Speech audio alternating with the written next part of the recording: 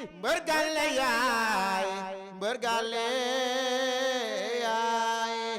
mbër gàlle yaay su guddee fooy fanaan mbër gàlle yaay mbër gàlle yaay mbër gàlle yaay su guddee fooy fanaan. Aleykum wa rahmatulah mbokk internet yi gis ngeen nag ni ma tooge nii luñ naan jonguru laa def damaa def ni mu soccet di def maanaam soccet moom bu defee nii boo ko laalee mu naaw boo ko laalut mu naaw li waral ma jonguru nii nag ni ci ginnaaw géej gi wan ma ginnaaw ñaari kilifa séq ma Aline Gueye à ma gauche Thioune à ma droite kon nag defe naa xam ngeen liy xew parce que lamb ji temps yi moom daa yëngu-yëngu goo xam ne nii sam waay comme wax set rek macha allah waaw xiin taw xiinu taw fu nekk korpeñ yaa ngi fay jóge mbeccum gerte combat yaa ngay taxaw xaalis baa ngi génn kon nag fi mu nekk nii moom yàlla na yàlla def rek combat yëpp yegg ci jàmm rek moom la ñuy ñaan bu ngeen gisee Aline Gueye seen xel ci ku muy dem la B52 double roi des arènes ñaari yoon waaw waaye tamit bi ci des mooy sunum xelit mën naa dem ci Line Production maanaam ñaari casquette nga koy xoole kon Line Production nag tey defe naa ne moo fi teew yaa ngi dégg waaye bu ngeen gisee ki nga xam ne nii moo nekk à ma droite moom mooy Thioune kooku tam bu ngeen ko gisee moom seen xel du dem ci promoteur waaye seen xel dina dem ci kan borom takk ci rib Tapha Tine la fi teewal du ménager bi nag waaye moom mooy agent am lépp lu jëm ci wàllum ay mbiram administrativement moom koy toppatoo ñoom ñaar seen combat dafa taxaw muy Bombardier ak ki nga xam ne moo di Tapha Tine revanche bañ doon xaar ay ati at ñëpp di ko rêvé muñ na réaliser wu ñan ñoo ko réaliser Line Production moo ko réalisé ànd ceeg ñan sponsor bu mag bi nga xam ne nii moom moo deeti tur wa nu mu tuddati sax trois américain Eric Favre man de Aline Gueye xamuma fu mu jëlee Eric Favre man yeneen sponsor laa xamoon ci làmb ji Lamine waaye Eric Favre laa dégg te yàgg maar Eric Favre daal xam naa ne waroon ngaa yàgg ñëw na daal ànd ak Line Production Aline Gueye maa ngi lay ziar di la ñaanal jàmm di la wax waaw 2012 lañ ko jone bëree waaye Aline la ñu bëree woon Aline ndokkale laa lay wax di la bëggee bu baax waaw sëriñ Babacar jërëjëf maa ngi leen di nuyu di leen sant di leen gërëm di jéggalu si une heure de temps bi ñuy yéex a ñëw parce que embouteillage moom moo ñu téye woon léegi maag Thioune ñaa daal xam ne ñoo àndoon ñu xaw a kii trop ñu ngi leen si jéggalu bu baax ku ma xam ne aussi du ma faussé rendez-vous ma si jéggalu bu baax ci li ngeen kii et di kontaan aussi ci lii revanche du 2012 bi ñu indiwaat tey waaw mais Aline li ma lay laaj Line Production lan moo taxoon mu toog benn temps kenn gisatu ko mu xaw a mel ni lu jël recul tey bi nga génn fu doyee doy waar ndax bi ngay génnoo ci petit combat ndax Tapha Tine Bombardier ku ko xam-xam ne ku koy taxawal di nga génne ay dizaine de millions lan moo taxoon nga def recul boobu xëy rek génn fu doy waar nii ànd ak sponsor bu ñuy wax Eric Lefavre. xam nga Lamine mu tudd sëñ Babacar benn la xam nga des fois waaw da ngay reculer pour mieux sauter. Et puis ma ànd ak ngeen may ma mu nuyu sama xalif général kan la muy Gaston Xaali Mbeng Père Gas kenn ma koy nuyu bu baax a baax parce que bu ñu déggee Aline Gueye tey ci làmb lu ñu xam ci lu ma xam ci làmb tey moom la ma ko koy santé di ko gërëm bu baax a baax ci loolu Line Production nag xam nga Gaston bu jëlee ay événement am teg sama loxo keneen noonu dina dem ba mujj gi yow da ngay fàtte sa bopp mujj gi dama topp management bi rek fàtte tuuti Line Production moo tax tey ba mu ñoree ba ma waree génn rek ma daal di génn nga génn nii ma génne nag dama ci ànd ak benn sponsor bu rëy ka nga xam ne Eric Favre la tudd yàlla dafa def moom muy organiser MMA àdduna bi ñëpp a ko xam boo duggee tey boo tappee YouTube léegi di nga ko xam ay événement yu mag rek lay organiser fa nga laal nooy na muy nit ku baax ka nga xam ni temps yii passé bu ngeen déggee wax naa leen d'ici une semaine di ngeen dégg combat bu taxaw te tey yàlla matérialisé na ko def naa Modou Anta laa ko doon waxtaanal tey yàlla indi na loolu mu sotti Eric moomu na tey Eric Favre dafa am ay boutique yu mag yu nga xam ne ñu ngi fii Sénégal ak Afrique waaw Sénégal fii ki leen di représenté Eric Favre fii mi ngi tudd Momar Thiam moom moo koy représenté fii ñoom tey seen société boobu tey xale yi li ñuy wuti États-Unis suñu lutteurs yi sport entraînement boobu ñuy wuti lekk bi ñuy wuti diététique bi ñuy wuti ak produits yi ñuy wuti yëpp ñoom loolu la ñuy jaay loolu la ñuy yore Eric am na ko waaw loolu la ñuy yor ay protéines ay lépp ñoom dañ koy yor ay loolu lépp am nañ ko protéines yeeg ñoom seen loolu nag tey moo tax mu ne xaaral comme man maa ngi def lii. waaw te ñu si bare xamaguñ ko. te làmb mooy meilleur support communication tey lépp looy dundal ci àdduna bi Sénégal laay wax. tey pour mu dox da ngay ñëw dugg sport roi. sport roi mooy lan mooy làmb ci. si la ñëw nag ñëw accompagner te nee nag yamul si Lune Production rek de. ñëwul pour sponsoriser Lune Production rek de dafa ñëw pour promoteur bu taxaw dafay dem liggéey ak yow moom lenn la bëgg mooy xale yi gis si seen bopp. xale yi gis si seen bopp. ci làmb ci parce que dañuy toog di wax toujours kii bi doxul amuñu ku ñu jàppale nangam. léegi nag ku mel noonu tey boo ko amee dañuy siy félicité wu bu baax a baax. di ci gërëm nag aussi monsieur Thioune. man tey bu ma xamee Eric Thioune moom moo tax ma xam ko moom ma ko présenté woon. ma xamante ak moom. bu ma xamante ak moom ba yàlla def tey lii muy def. moo tax it ba ñu waxtaanee mu indil ñu revanche yu Tapha Tine ak Bombardier ñaari mbër yi nag muy nekk ñaari mbër yi nga xam ne nii neex a waxtaanal. combat bi yàquñu ko fenn. ba ñu commencé wax ak ñoom ku si nekk daf ñu jox accord am que ce soit Tapha daf ñu jox accord am. Bombardier jox ñu accord am. ñu daal di ñëw tey yàlla def na tey jii man jot naa sama avance manager promoteur ba pare nekk manager Bombardier. encaissé naa sama avance tey. Thioune aussi manager am yàlla def mu voyagé moom mi encaissé na kii am. encaissé na ay millions moom it pour mbërëm waaw mu nekk nag événement bi nga xam ne daal bëgg nañ ko tëgg ci mois de fin janvier wala début février. loolu soriwul di. non soriwul dara parce que ñaari mbër yi pare dafa am mbër yi nga xam ne dañuy wax mbër bu ndaw du pare. du préparé wu day pare. mais ñaari mbër yi ñoom préparé wuñu. pare nañ def yàlla dafa def ku mel ne Bombardier 3 séances lay def par jour toujours. Tafa moom du ma leen ko wax. boo nee Tafa ne Lac de Guiers bu ngeen la xoolee toujours ni nga entraîné. ñooñu boo leen kaa leen bëri suba sax ñu ñëw bëreel la. donc mbër yooyu tey négocier seen combat yomb na. te waa ji bëggul yam foofu rek aussi. bëggul yam fii si làmb bii kese. tey envisagé na tey bu ko mbër yi nangoo mu parce que dafay jàppale fédération sénégalaise de boxe am na événement bi nga xam naa dama ci laal tuuti rek. mais dinañ si ñëw. loolu tey bu koy def aussi. ñàkkul ni tey am na ay mbër yi nga xam ne Bombardier mi ngi dem di defee ay MMA mook Tafa pourquoi pas mook Tafa ñu organiser leen ci MMA bi dañuy génn ànd ak ñoom def waaw donc ce qui veut dire que ni daal Eric daal ñëw na liñ doon xaar daal pour mu jàppale làmb daal ñëw na uniquement pour jàppale làmb. mais Aline dégg naa da ngeen a signé ñaari combat ak Eric Lefebvre da ngeen di def yow yéen ak moom ak yow da ngeen di def combat dóor fii Sénégal def combat MMA. non MMA bi moom kii yooguñ si pareeguñ si. confirmé gu ngeen. waaw non xam nga lu si àdduna lu si nekk rek étape par étape la. dañuy jël étape bi bu ñu paree ci lii ba pare dem def leneen moom yemul ci loolu rek am na yeneen la envisage lamb ji tey moom dafa ñëw pour jàppale waa lamb te ko kon nag bu dugg seen naka waa lamb dem téye jàppale nga gàttanu ko xam ne kii dafa ñëw pour jàppale. ci say loxo kay xam naa yow moom xanaa di nga ko téye di nga ko teg ci loxo gaa yu ko gën a téye ba mu gën a dëgg. non xam nga lu tax may wax loolu. waaw xam nga Sénégal nag dañu mën suul ndaanaan. tey bu ñu déggee ni tëll kenn ñëw na pour jàppale la lu nekk dañ ko jéem a def nag pour daal di gas say tànk de grâce nañ teg yooyu yëpp si suuf xam ne kii dafa ñëw pour jàppale ñu ñëw na ku ñëw jàppale promoteur ni ko kaay moom sponsor man ma nekk sa sponsor leader lu benn sponsor nangootul ñëw nekk sponsor leader donc loolu dafa jafe ñu ko si sant di si gërëm bu baax a baax te xam ni daal ku ñëw si jour ba di nga gis événement bu extraordinaire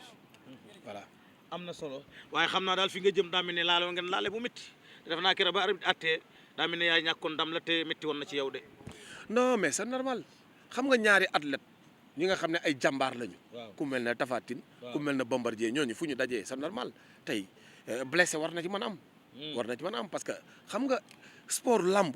mooy sport bi nga xam ne doo sol gant. adduna bi sport yëpp dañuy sol gant bu ñuy def yenn affaires yi mais lamb yax fu mu dajee c'est normal blessure am faak blessure am mais bii di ñëw nag moom ñoom non wëlbët gàng dina ci am kuñ koy def parce que ñaari mbër yëpp dañoo mën a bëree Tapha dafa mën a bëree Bombardier dafa mën a bëree te nit ñu xaaruñu si taxaw nii rek di guerre jëmale àlaxira li ñu bëgg mooy wëlbët gàng dafa xew léegi wëlbët gàng dafa xew waaw gis ngeen kay Bombardier mën naa def Tapha Tine wëlbët gàng ah non Bombardier li ma la waxoon rek laa lay wax Bombardier daal lu mag la gone ko sol mu ëpp la lu nekk mën na ko def lu nekk amul kuy taxaw ci làmb ki nga xam ne Bombardier waru la mën a daan Tapha aussi même chose te dama leen koy wax toujours ni Tapha ni morom yëpp dégg roi des arènes war da ko war a mën a dégg roi des arènes comme ñëpp parce que lépp lu nekk ci bër mi ngi ci Tapha donc Bombardier bu demee ba dégg ñaari yoon roi des arènes Tapha pourquoi pas mu dégg c'est normal am na solo olof de doon na wax ne xobu xël tef bu ndaw du ko luguj daan naa ko dégg waaw olof a ko daan faral di wax xaw ma nag xobu xal xajul ci gémmiñ ak tef bu ndaw tef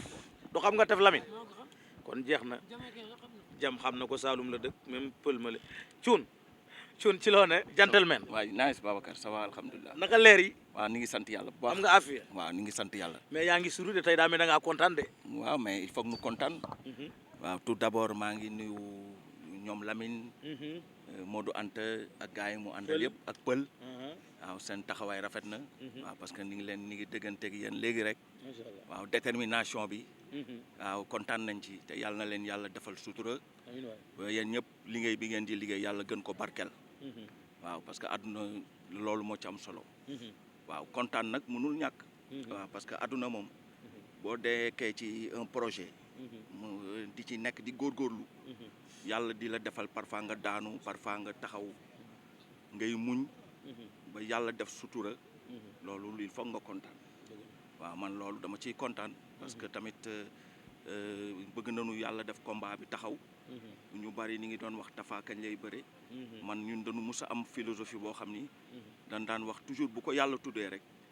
dina am waaw kon nag tey comme que yàlla tudd na ko nañu koy ñaan yàlla suñu borom commencé ko bismillahi rahmaani rahim alors jeexal ko ci alhamdulilahi rabbil alamin ba ku ci nekk li nga ci mun a am sa wërsëg mu nekk sa wërsëg te nga muurloo ko ci barke Seydina Mohamed sallallahu alayhi wasallam tey ki leen tëgg muy Line production Aline Gueye ne ci bopp bi structure bi ànd ak benn sponsor bu ñuy wax Eric Lefavre loolu defe naa ne Eric Favre la àndal moom Line production loolu defe naa ne Line production nekk structure boo xam ne dama yaakaar naa bii mooy nekk premier combat événement bu mag ci làmb loolu nu ngeen ko accueillir yéen en tant que ay responsable yor Tapha Tine mais dañ ciy kontaan parce que àdduna noonu la àdduna y a des hauts y a des bas bien sûr waaw kon bu yàlla c'est le Sénégal qui gagne l'importance challenge la xam nga challenge boo ciy dugg da nga ciy dugg ak xol ak détermination parce que looy dugg ak xol rek yàlla da koy dugal ci yeneen xol ñun challenge boobu la ñu am ki nga xam ni tamit moom mooy sponsor leader bi muy Eric Favre groupe Eric Favre ak ki nga xam ni moo ko représenté Sénégal muy monsieur Thiam ñoom challenge boobu la ñu bëgg pour mu am de la positivité alors ñun nag ci loolu li ñuy liggéey pour def loo xam ni dina kontaan ba ëllëg ak si biir dina ni rëccuma lu dul woon ma ñëw pour collaborer ak yéen pour def combat bi Sénégal parce que loolu suñu honneur la interchangeable culturel ak la diversité culturelle américains yi xam ko français yi gën ko xam partout dans le monde parce que actuellement lamb boo xoolee saison bi nu génn nii mais lamb macha allah bu yàlla defee nos autorités les gens yi nga xam ne noonu nekk au niveau du CNG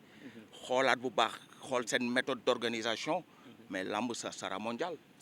waaye dina nekk affaire bu am solo waaw ci ñoom la nekk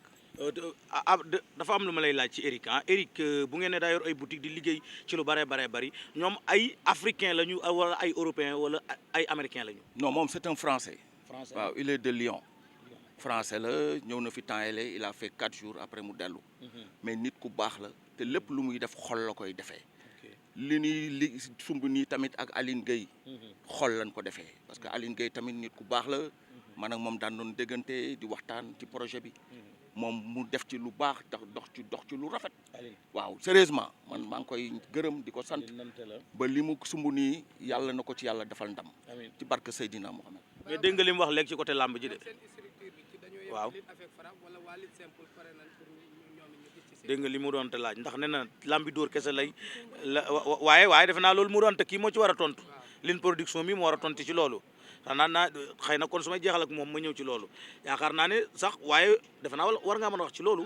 lambi dóor ji wala lambi simple ji est-ce que da ngeen di boole ñaar yëpp. Eric est-ce que pare na pour jàpp li ñëpp daal kon. mais bien sûr mais tu sais la lutte c'est la culture. bien sûr mais te la culture ne mourira jamais. déedéet mais tubaab tey bu ñëwee tey ñu ñëw di collaborer pour organiser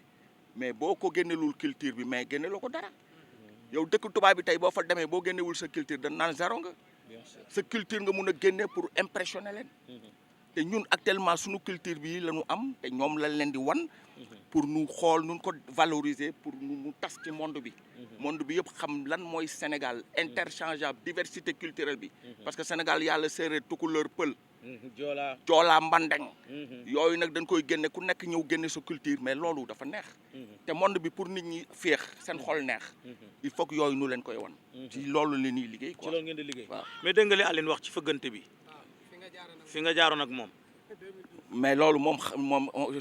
de toutes les façons tey moom bésu jàmmante la rek mais moom xam na ni dina metti trop parce que combat bi depuis le juillet waaw le 14 juillet ni nga koy dox moom xam na loolu waaw te xam na fi mu tagee woon daa tegoon ci côté ah laaj ko kon Aline doon daw mbaa waaye moo doon évadé di daw way tey jàpp nga ko de kon mais kon waaw te day gën a neex baal ba Tafa ñëw ak Bombardier bu nu jàkkaarloo nga gis moom du dellu ginnaaw de non waaw yow mi ne lu métti de kan mooy dellu ginnaaw ah baax na Tafa mooy dellu ginnaaw la woon est-ce que woon nekkuwul sëñ bi ah déggoo li ma la wax waaw combat bi depuis le 14 juillet ni nga koy dox ah depuis le 14 juillet laa la wax am na 2 mois xaw ma Aline di dellu di wut fa mu jaar laaj ko ko kon léegi ma ñëw jeexal ma ñëw jeexal ak Aline Gueye Aline defe naa dégg nga li mu la wax looy tàggoo sénégalais yi waaw mais lu mu wax ne si ay côté juillet lañ ko doon dox effectivement ñu ngi doon dox combat côté juillet mais dafa fekkoon Bombardier am ay engagement xam nga boo nekkee par exemple ngay signé ay combat MMA xamoo date yi nan lay demee doo ñemee sóobu ci leneen si engagement jàmbur loolu moom moo tax mënu woon joxe accord am mais Bombardier moo gënoon xam ne avant muy dem retraite dina bëre ak Tafa parce que Bombardier mbër mi mu gën a bëgg bëreel ci àdduna mooy mbër mu ko jox cër ku yaru te loolu yëpp mu ngi ci Tafa. mu ngi ci Tafa donc Tafa moom ci boobu cuun xam na ne ni combat bi dina taxaw. muy tey di suba day combat bi day am quoi. looy tàggoo sénégalais yi. ak waaw loolu la mujjee wax. am na question boo posé sànq. mooy di laaj ndax. dañuy ñëw si lii pour te dire que moom dafa ñëw pour sponsoriser sportu Sénégal.